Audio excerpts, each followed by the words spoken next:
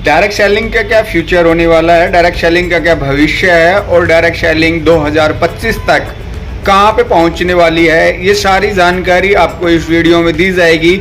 और जो इस डायरेक्ट सेलिंग में यहाँ से जिन्होंने अच्छा मुकाम हासिल किया है, जिन्होंने यहाँ से अच्छा पैसा कमाया है, अच्छा कैरियर बनाया है, उन टॉप 10 डायरेक्ट सेलर को आप सुन पाएंगे इस वीडियो में। तो इस वीडियो को लास्ट तक जरूर देखिएगा और अपनी राय इस कमेंट्स बॉक्स में जरूर लिखिएगा। वो है लर्न, टीच एंड डुप्लीकेट। आपने सीखना है और इस तरीके से सीखना है कि आप उसको सिखा पाएं, और इस तरीके से सिखाना है कि सामने वाला भी उसको सिखा पाए, उसको डुप्लीकेट कर पाए। और मैं इसको कहता हूं सोल ऑफ द बिजनेस। ये डायरेक्ट सेलिंग बिजनेस की आत्मा है। हमारे शरीर में शरीर यही रहता है, लेकिन जब आत्मा निकल जाती है इससे तो हमारी कोई कीमत बचती है क्या? हेलो, कुछ नहीं। मतलब सबसे इंपॉर्टेंट चीज, जिस प्रकार हमारे शरीर में हमारी सोल है, आत्मा है, उसी प्रकार से डायरेक्ट सेलिंग बिजनेस में जो सारी एजुकेशन का अपना एक रोल है, लेकिन सबसे बड़ी जो चीज है ना, वो है डुप्लीकेशन। हम वर्ल्ड के top business philosophers, life philosopher बोलते हैं कि आप क्या बन गए हैं दैट इज इंपॉर्टेंट, आप कितना कमा रहे हैं बिल्कुल भी इंपॉर्टेंट नहीं। आप क्या बन गए हैं that is more important, because अगर आप सारी दुनिया के लोगों की सारी पैसा इकट्ठा कर ले एक जगह पे, है ना, सारी दुनिया के सारे पैसे एक जगह इकट्ठा कर ले और हम सब में बराबर बांट दें, कुछ महीनों बाद, कुछ सालों बाद वो पैसा उन्हीं पॉकेट्स में वापस चला जाएगा जहां से वो आया था। सब लोग एग्री करते हैं? क्यों? क्योंकि जो लोग अंदर से बन चुके हैं वो पैसे को वापस खींच लेंगे अपनी कला से, स्किल से, अपने हुनर से, अपने डिसिप्लिन से, अपने एटीट्यूड से। और जो लोग निकम्मे, नकारा हैं, कुछ करते नहीं है, वो सारा पैसा ऑटोमेटिकली खो देंगे। तो इट मीन्स कि ये पर्सनल डेवलपमेंट जो चीज़ है, this is amazing. What you become is more important. अगर आप सच में इस इंडस्ट्री में यहाँ से यहाँ जाना चाहते हैं तो आपको कस्टमर बनाने से भी ज़्यादा इंपॉर्टेंट, प्रोस्पेक्ट्स ढूंढने से भी ज़्यादा इंपॉर्टेंट अपने ऊपर काम करना है। Because you are going to grow, you are going to grow.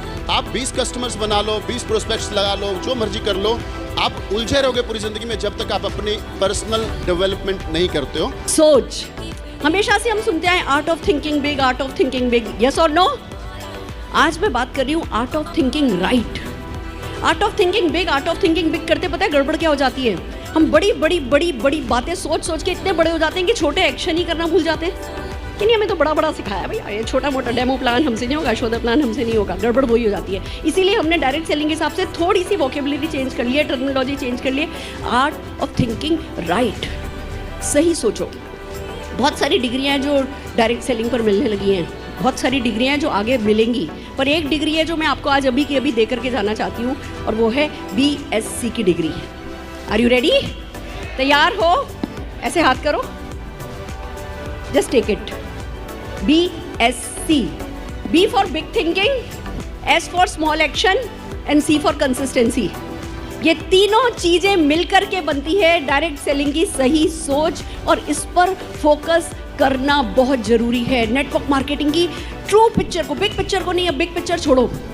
Somebody, किसी ने कहा कि महिलाओं को पढ़ाओ लिखाओ और देखो पूरा देश बदल जाएगा, दुनिया बदल जाएगी। मैं कहती हूँ महिलाओं को एंटरप्रेन्योर बनाओ, बिजनेस करना सिखाओ और देखो दुनिया किस तरह पूरा घर और पूरा समाज बदल जाएगा।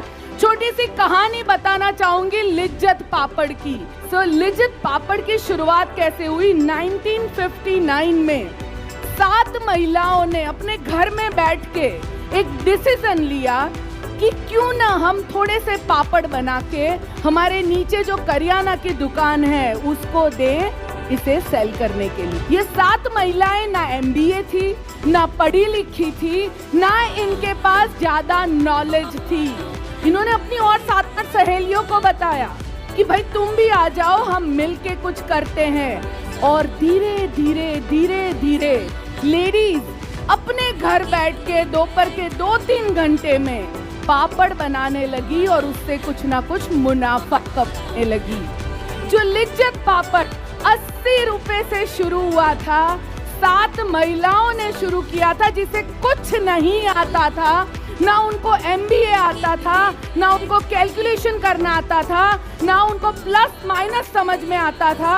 वो आज 48,000 महिलाओं का एक पूरा ग्रुप और नेटवर्क बन चुका है।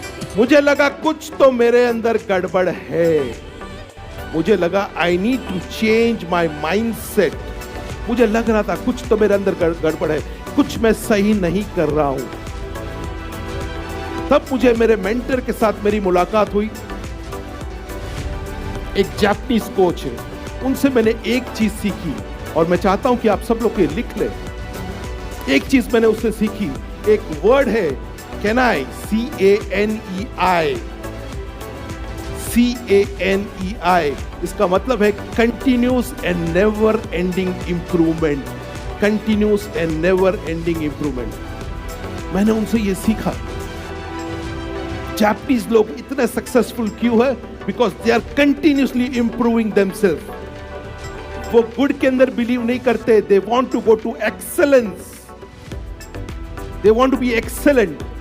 गुड उनके लिए इनफ नहीं है, और जब एक्सेलेंट भी होता है तो उसके बियॉन्ड सोचते हैं। सो मुझे ये चीज समझ में आई कि मुझे अगर वाकई में अगर खुश रहना है, वाकई में अगर वेल्दी बनना है, वाकई में अगर लोगों को ट्रांसफॉर्म करना है, then I need to put this in my life, कैनाई, continuous and never ending improvement. और मैं हमेशा एक चीज बोलता हूं कि हमें लोगों को कन्विंस नहीं करना। क्या हमें लोगों को कन्विंस, हमें लोगों को कनेक्ट करना है, बस। That is the most important thing. आपके पास जिंदगी में कितनी बड़ी हार्ड ड्राइव है, हार्ड डिस्क है, उससे फर्क नहीं पड़ता। 8 GB है, 64 GB है, 1 TB है, 10 TB है, 100 TB है, उससे कोई फर्क, जब तक वो कनेक्शन ही नहीं बनेगा वो यूजलेस है। राइट और रॉन्ग? हाँ जी, यस और नो? आपके पास कितनी बड़ी हार्ड डिस्क है, उससे क्या फर्क पड़ता है? If that connection is not there with the desktop और लैपटॉप के साथ, अगर वो लगा नहीं तो क्या डाटा ट्रांसफर होगा? हाँ जी, डाटा ट्रांसफर होगा। And that is the main key to sales, my dear friends. तो अगर आप लिखना चाहें तो एक फेवरेट वर्ड बनाइए आज, कन्विंस लिखिए, उस पर कांटा लगाइए, कनेक्ट के ऊपर राइट लिखिए। आपका फेवरेट वर्ड क्या होना चाहिए? क्या होना चाहिए? क्या सब लोग बोल सकते हैं एक बार? कनेक्ट होना चाहिए my dear friend. That is the most important thing, क्योंकि जब तक ये कनेक्शन नहीं बनेगा तब तक डाटा ट्रांसफर नहीं होने वाला। आप 5,000 का प्रोडक्ट बेचते हैं या 50,000 का फर्क नहीं पड़ता, सामने वाले से जब तक कनेक्शन नहीं बनेगा वो ये चीज आपसे खरीदने वाला नहीं है, या दिक्कत आएगा। एक बार एक बूढ़ी औरत थी, वो जा रही थी, वहां पे ये जो बाउंसर है, इससे बड़े बड़े 3-4 लोग थे, वो बूढ़ी औरत को मार रहे थे। स्टोरी के अंदर जाना माय डियर फ्रेंड्स, बूढ़ी औरत को मार रहे थे और वहां से एक बच्चा निकला, वो देख रहा था कि वो बड़े बड़े पहलवान टाइप लोग हैं, किसी औरत को मार रहे, मेरी बस की बात नहीं, क्योंकि एकदम सिंगल बॉडी था, और वो जाके कोने में छुप गया और जोर जोर से चिल्लाने आवाज आती गई।